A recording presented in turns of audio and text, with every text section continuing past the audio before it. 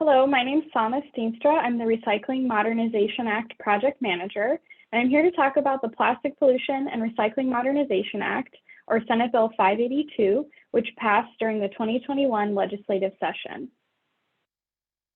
First, a quick process recap. The recycling modernization effort began over 3 years ago in response to the international recycling market challenges. DEQ convened the Recycling Steering Committee with experts from across the industry to consider solutions and make a recommendation to modernize our decades-old recycling system. The committee's goal was to optimize environmental benefits, create a resilient system, and restore public trust in the system. The group solicited feedback and engaged with many other recycling system stakeholders along the way, and the whole effort was supported by extensive research. In September 2020, the committee made a consensus recommendation to improve and stabilize Oregon recycling programs. DEQ drafted the legislative concept for the Oregon legislature to consider based on this proposal and continued discussions with committee members and many others interested in the process. During the 2021 legislative session, DEQ continued working with interested parties to refine, amend, and support the bill until it was ultimately passed by the legislature in June. Governor Kate Brown signed the bill into law on August 6th, and it goes into effect January 1st, 2022. Now I'll give an overview of what the law does and then discuss implementation and timelines. First, for some context, I want to mention that the Recycling Modernization Act is aligned with DEQ's 2050 vision for materials management. One of the Recycling Steering Committee's priorities was to create a system that would optimize the benefits of recycling, considering life cycle impacts and costs. The new law does this and updates Oregon statute to support DEQ's approach to materials through life cycle thinking and prioritizing the environmental and social benefits of recycling activities. The Recycling Modernization Act creates a shared responsibility recycling system that builds on the parts of Oregon's existing recycling programs that work well and fills in the gaps where it needs improvement. It includes elements of a framework called extended producer responsibility and requires producers of packaging and paper products to be accountable for responsible management of their products for the first time. It also does more than support recycling through extended producer responsibility. Some of the new requirements of the law are on local governments and recycling processors, and it advances recycling and related activities in a way that helps conserve resources, protects the environment, and enhances well-being for everyone in Oregon and beyond. From a high level, here are the key challenges in today's recycling system and how the new law addresses them. To reduce public confusion, the new law provides more public education and creates one statewide recycling collection list. To improve inequities throughout the recycling system, it sets up a system that better meets the needs of unserved and underserved communities, especially people living in apartments and rural communities.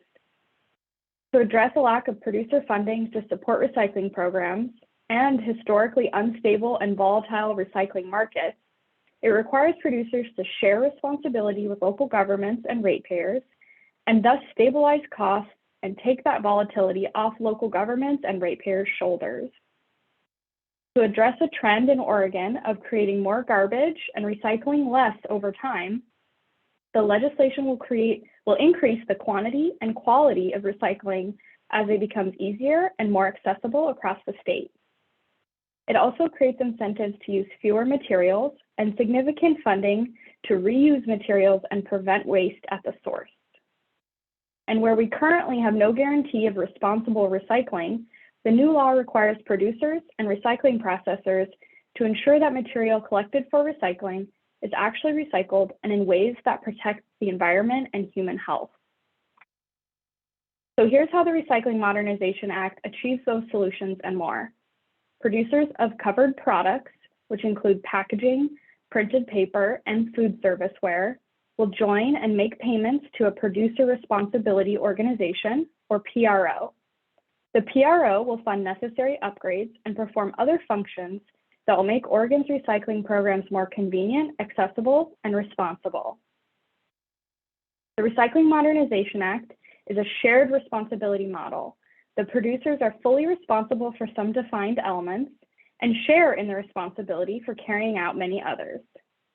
Producer costs will be scaled on what materials they use and how much they sell into Oregon. There are exemptions for small businesses, nonprofits, schools, and some others. And there are also exemptions for certain materials, such as containers covered by the bottle bill, on-farm packaging, industrial packaging, medicines, and more. Producer support will make it possible to create a new statewide recycling collection list that will make recycling programs consistent across the state. Local governments will maintain their role overseeing collection and education in their communities and take on new responsibilities to expand collection services and carry out contamination reduction programs. Materials will be processed at facilities that meet new performance standards before being sold to end markets that can handle the materials responsibly.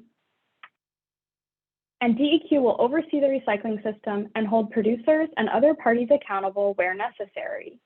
A new advisory council made up of a range of stakeholders will review important system elements and advise DEQ and the PROs. Now let's get into the finer details of how the future system will work. First, let's look at how the new law will improve existing recycling programs. This includes recycling services provided by local governments, namely the en route or curbside collection of commingled recyclables from households and businesses, as well as drop-off depots at solid waste transfer stations. To update these existing programs, the new law creates several improvements. There's a process whereby the state will establish one uniform statewide list of recyclable items to make recycling easier and clearer for everyone, including for people who speak languages other than English. DEQ will create this list with involvement from other stakeholders, and it will consider technological, environmental, economic, and social factors. Local governments will be required to collect the materials on that list. The PROs will pay the cost of transporting recyclables more than 50 miles to a processing facility or end market. So this uniform statewide list, coupled with reimbursement of freight costs, will expand and better meet the needs of underserved communities around the state, especially rural Oregon. Local governments that are interested in expanding collection services may make use of producer funding for startup costs, such as trucks and containers, as well as ongoing costs of operating new or expanded depots. Local governments will also be required to ensure that multifamily communities like apartment buildings receive adequate service and that new construction and significant remodels have adequate space for containers. Local governments will also implement education and outreach programs funded by producers to reduce contamination by households and businesses. DEQ will study and pilot these interventions and create a list of tested and cost-effective methods for local governments to work from. DEQ will permit or certify and audit processing facilities that sort our recyclables, requiring them to meet new performance standards. These include standards for sorting quality, managing contamination, reporting on final destination of materials, and paying workers a living wage and providing supportive benefits. The PROs will pay processing facilities two fees, one to offset the cost of removing contamination, and the other to offset the cost of meeting the new performance standards and to absorb the volatility of recycling commodity markets. Now let's look at a few other new services and requirements of the producers where they will have some greater operational responsibilities. Along with the uniform statewide collection list, the state can also name some additional hard-to-recycle materials for which the PROs are required to set up or enhance recycling services. They will also be required to meet collection and access standards for these materials. The purpose of this additional requirement is to capture those items that make sense to recycle but don't belong in the commingled system. For example, film plastics are highly recyclable but very difficult to collect in curbside collection programs. In parallel with that, the bill contains progressively increasing and enforceable recycling goals for plastic packaging, requiring producers to recycle up to 50% by the year 2040. The PROs will also work with other system participants to ensure that all materials collected for recycling, whether collected through the public commingled system or through one of these supplemental PRO-run services, are recycled at responsible end markets. This will help assure the people of Oregon that these materials are actually being recycled and in environmentally responsible ways. As you can see, this new law creates a truly shared responsibility approach where all recycling system participants have clear and designated roles. Importantly, it shares financial obligations between producers and ratepayers and protects ratepayers from higher costs that may result from these improvements.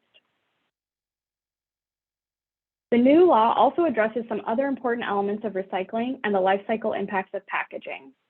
Over the first several years of implementation, DEQ will conduct a number of studies and will report back to the legislature about whether PRO obligations should also address issues including multifamily recycling conditions, equity in the recycling system, litter and marine debris, and how compostable packaging is handled.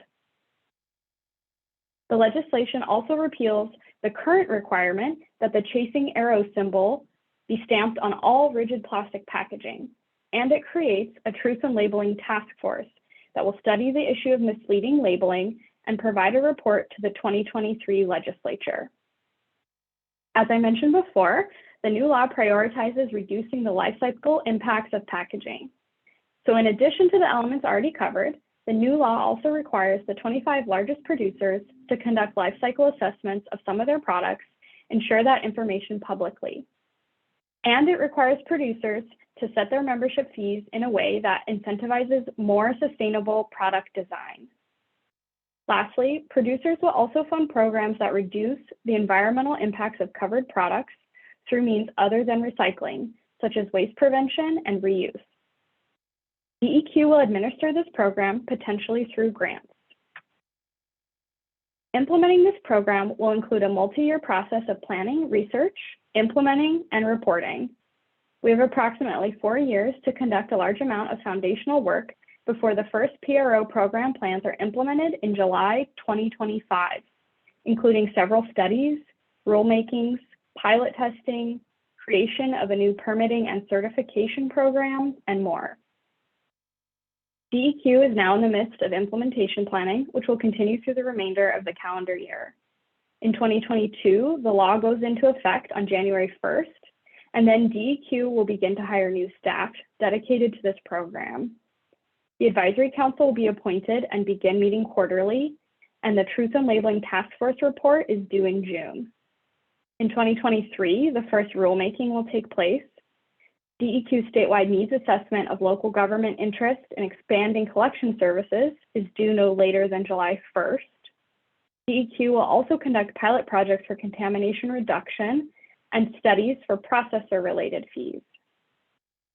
In 2024, the second rulemaking will take place. At some point, PROs will form, and the first PRO program plans are due no later than March 31st, 2024. A public procurement assessment is due in May, and the first equity studies and multifamily needs assessments are due no later than September 15th, 2024. These will be repeated every 4 years. Then by July 1st, 2025, individual producers must join a PRO. PROs must also begin implementing an approved program plan by that date, and local governments will implement changes to collection programs, such as collecting the statewide list. And finally, recycling processing facilities must obtain a permit or certification by this date.